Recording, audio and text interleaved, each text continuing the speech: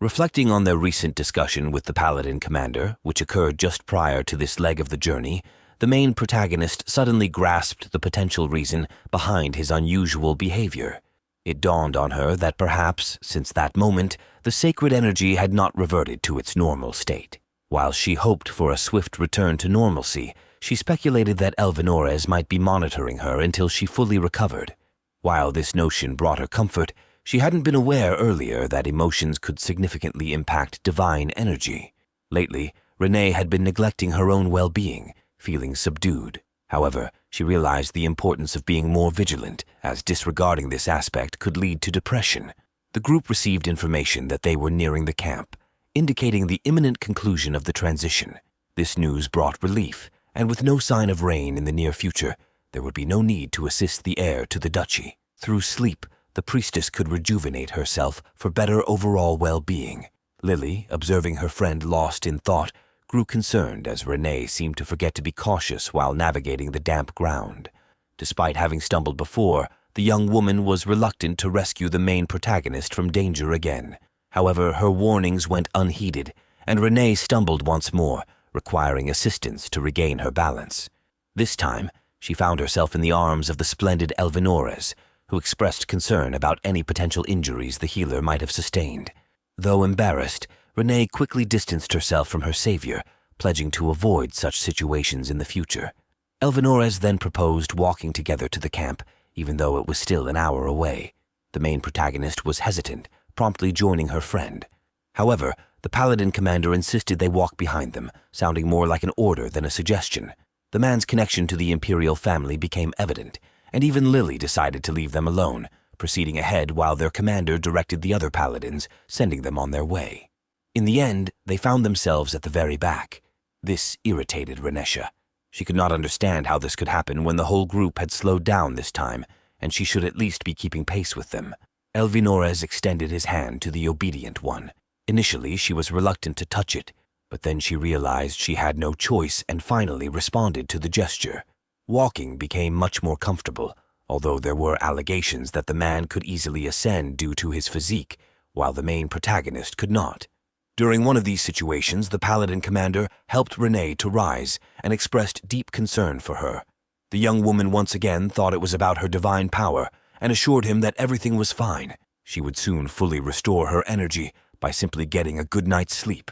Now the man openly declared that the real issue was not that, seriously looking her in the eyes.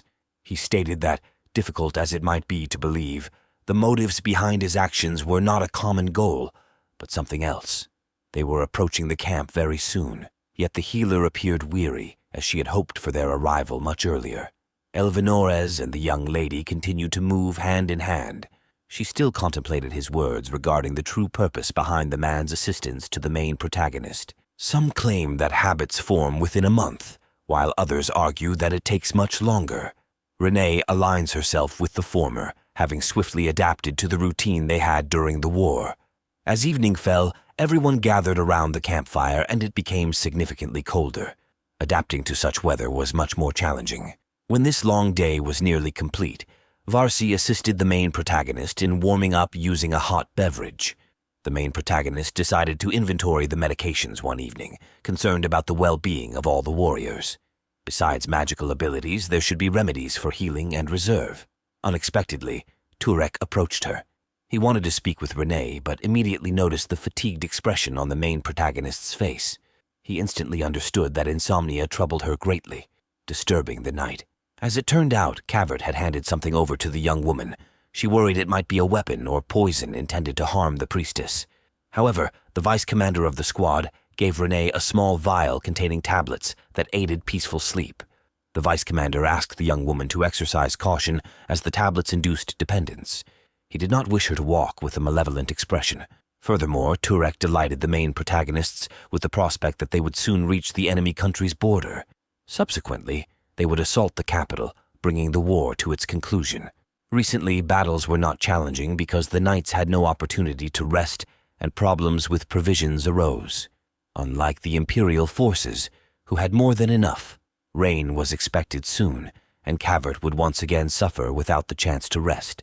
The healer planned to visit him and assist with this, also expressing gratitude for the medicine. She felt somewhat relieved at the thought that everything would end very soon, that her dream of returning home would come true, and no one would be in danger anymore. Renee gazed at the sky, filled with hope for the better, when suddenly numerous flaming arrows appeared in the clouds, flying directly from the direction of their camp. Amidst the cohort, a commotion arose as the canvas shelters where the majority sought refuge ignited, and everyone endeavored to vacate swiftly. One of the arrows soared directly toward the young lady, only thanks to Turek pushing her aside. Nothing dire occurred. As the group neared the enemy's final line of defense, the absence of strong resistance seemed peculiar. It now became clear that they had been lured into a trap. The vice commander instructed the priestess to take cover behind him. However, near one of the blazing structures, she spotted her injured comrade. The building next to her was on the verge of collapsing. Thus, Renee shouted to her companion, urging her to flee as swiftly as possible. Yet she was simply relieved that the main heroine was unharmed. The knight forbade the young woman from rushing to aid Lily, as fire was rampant everywhere. Orders were issued to escort all healers to a safe place. However, Renee tried to elude Turek, accompanying her to save those in need, yet the vice commander did not release the young lady's hand. Keeping her close, he wished for her to be as far away as possible from potential danger. Within moments, the possibility of leaving became irrelevant. An arrow grazed the main protagonist's cheek, and foes emerged from the bushes, revealing their surroundings as an encirclement. As it turned out, other healers in proximity to the main protagonist were similarly injured, which was quite perplexing, as adversaries typically refrain from attacking such individuals. Turek intended to divert the foes, while Renee fled to a secure location. However, he likely had not yet realized that the enemy soldiers had precisely the same she could not. Therefore, the main heroine decided not to disclose this. To avoid compounding issues for others, the priestess opted to silently comply with instructions and swiftly ran away. Meanwhile, the knight engaged the assailants in combat. However, one of the enemy soldiers released an arrow not aimed at the man confronting them, but directly at the retreating main heroine. The young lady failed to evade, as she did not perceive the danger in time, resulting in her being wounded and unable to move forward. Furthermore, another adversary emerged from the bushes. However, fleeing farther was impossible for the young woman. Turek came to her aid, deeply concerned about the potential calamity that could befall the young lady. There was no time for delay. Spotting the adversaries, the vice commander shielded the vulnerable young woman with his body, evidently prepared to endure a substantial blow. The healer realized that had she forewarned the man earlier, merely expressing her assumption regarding the attacker's intent, this may not have transpired. Glancing at Turek's back, she witnessed a plethora of arrows embedded in him. This occurred because in the stressful situation, she could not deliberate and comprehend what she should do. The young lady felt guilt. After all, she could have forewarned the man about the enemy's intentions. Unusual energy, reminiscent of electricity, emanated around them, annihilating adversaries. It was Cavert who came to assist his allies and was profoundly indignant at the unexpected assault on their camp. The enemy warriors were vanquished, but Turek collapsed, utterly drained. He could not move. An arrow still protruded from his back. The surviving members of the enemy squad were greatly frightened by the appearance of the blood harvester on the battlefield, prompting them to flee. Renee decided to attend to the injured. At that moment, however, the first task was to move him to shelter, a task not easily accomplished as the camp was engulfed in flames. Although the knight reassured the young lady that he was fine, it was evident that this was far from the truth. The healer attempted to calm herself, convincing herself that she could do it. After all, she was summoned to war precisely because her abilities exceeded those of others. She initiated the healing process, intending to do her utmost. All that was needed was to concentrate, thought the main heroine. However, her power abruptly ceased to function. She had barely commenced the healing, and by that moment she had not even managed to address half of the vice commander's wounds. Renesha attempted to call for help. However, chaos reigned in the camp. Everyone was occupied with various, no less significant matters. Approaching her from behind, Kavard embraced her and endeavored to console her. The blame for what had occurred lay with the commander who had chosen the campsite.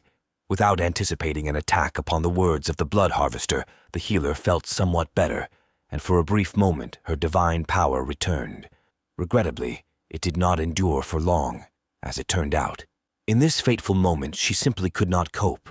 Although immense hope and expectations had been placed upon her earlier, the young lady was not inclined to surrender so easily. Renee recalled all moments associated with the dying vice commander, moments that were kind and humorous.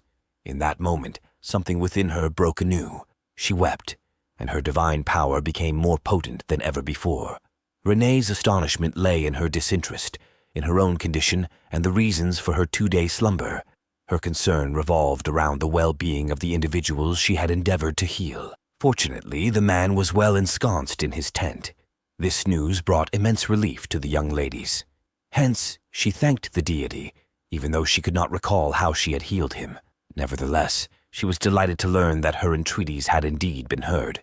Lily recounted to her friend the miracle that transpired on the day of the battle.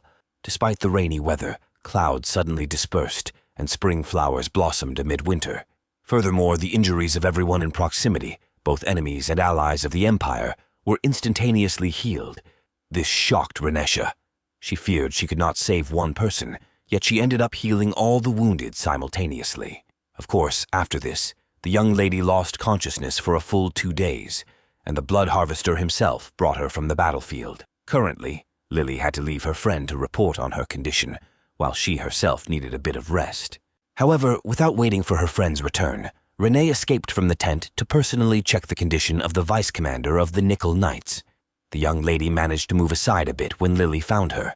Worried that her friend had left the tent without permission, Elvinores, who happened to be nearby, suggested Renee take a stroll. Despite her lingering weakness, a short walk in the fresh air would undoubtedly be beneficial. The man agreed that a miracle occurred on the day of the enemy's attack, one that could only be described as a divine blessing. Many warriors began referring to the healer as a saint, echoing the commander of the paladins, who regarded her as the envoy of the Lord. However, she herself did not believe that she had done something extraordinary until the end. She had been guided by selfish motives, ensuring she would not consider herself guilty of another's death. Surprisingly, Elvinores was not disappointed by this truth expressed by the main heroine. The paladin commander himself asserted confidently that in any case, he would not be disappointed in the main heroine.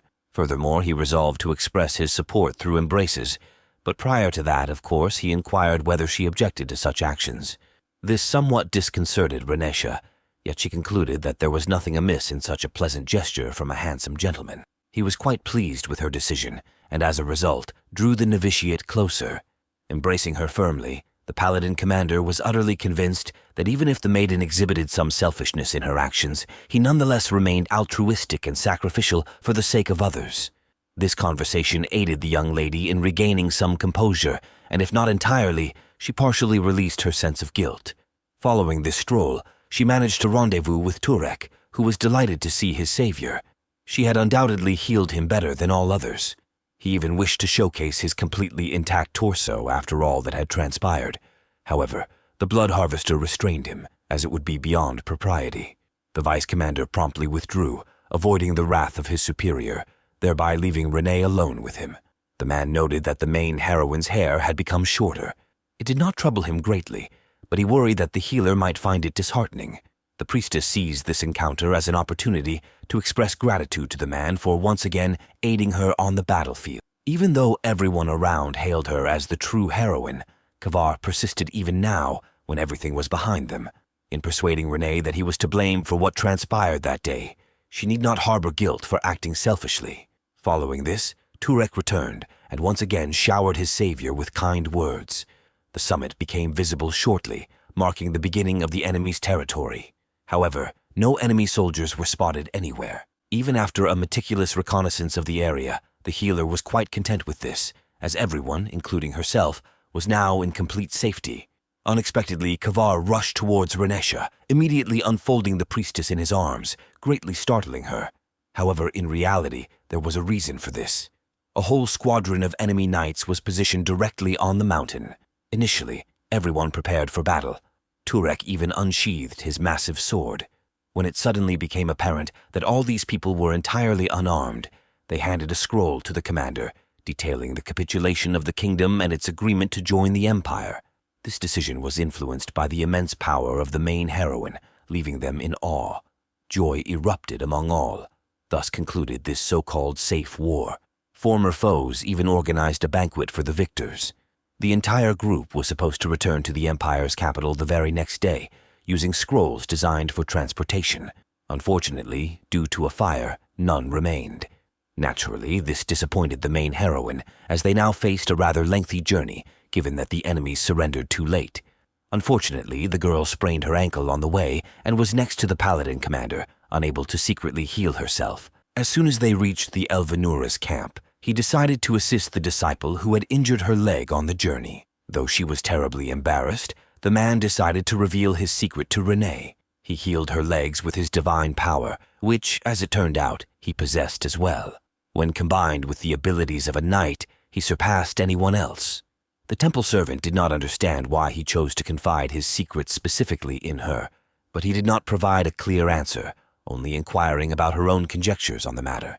Following this discourse, the main heroine proceeded to the river to cleanse herself. She suddenly realized that recollections of every word uttered by the knight commander quickened her heart.